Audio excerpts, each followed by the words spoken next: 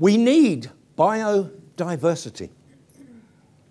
We need lots of small businesses and social enterprises entering the marketplace and starting to do big things for the local population, whether they're in need or whether they're people who want to help.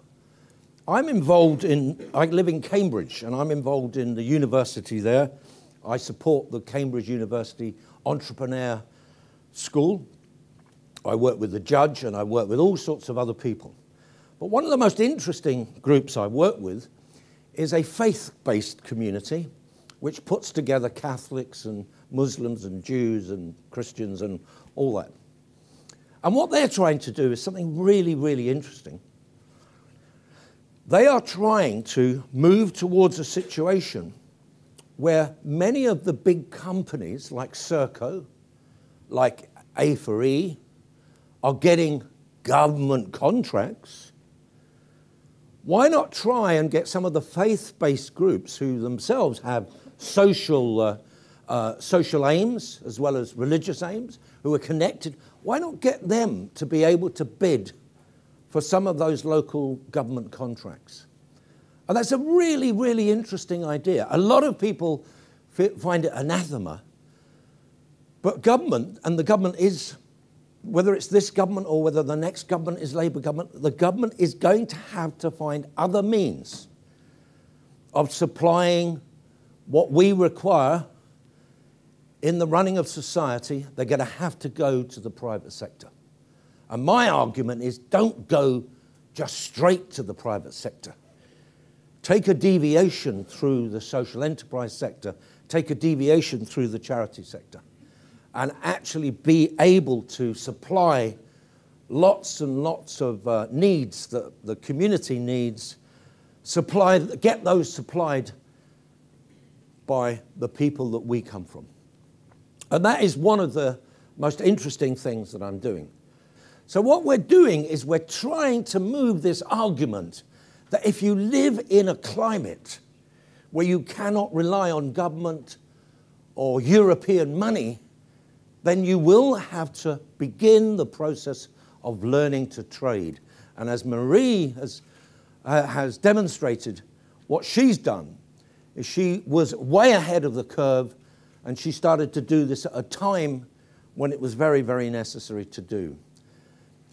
When I started the Big Issue 20 years ago, the people who hated me more than the homeless, because the homeless did not like the idea of paying for a paper, they told me in no uncertain terms that homeless people had always been given things for nothing.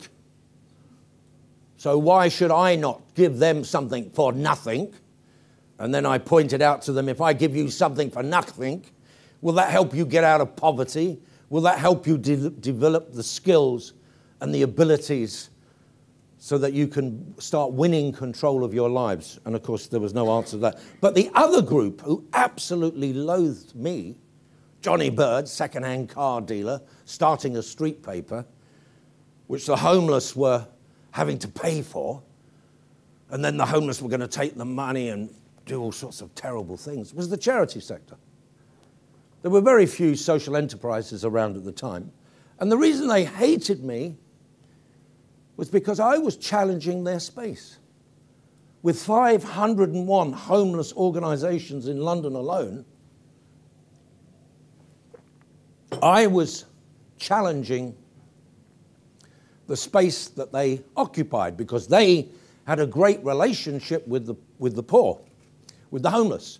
Because what they did was people came in, they cleaned them up, they gave them somewhere to sleep, they gave them food, they did all sorts of things like that, and hopefully they morphed them into social housing. And I came along and said, that is not enough.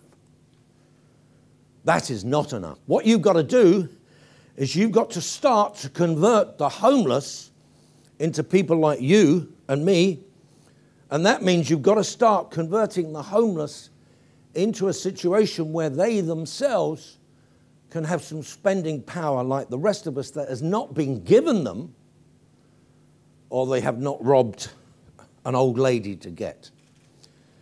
And that was an enormous challenge 20 years ago. 501 homeless organisations, and not one of them came anywhere near the big issue, except to say that we were going to cause enormous havoc for the lives of the poor that they worked with, and we should be ashamed of ourselves. And because the money came from the body shop, then we were from Mars, as Marie would describe. And I was certainly from Mars, because I'd never worked for any of them at all, and I didn't have a degree in social whatever it is. I was not from the top drawer.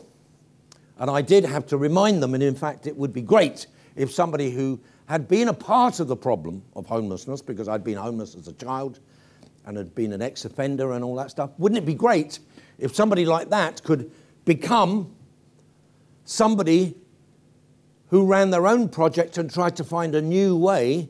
Wouldn't it be great if somebody who actually knew homelessness in the first-hand sort of way could get the chance of working with and for the homeless? So anyway, 20 years later,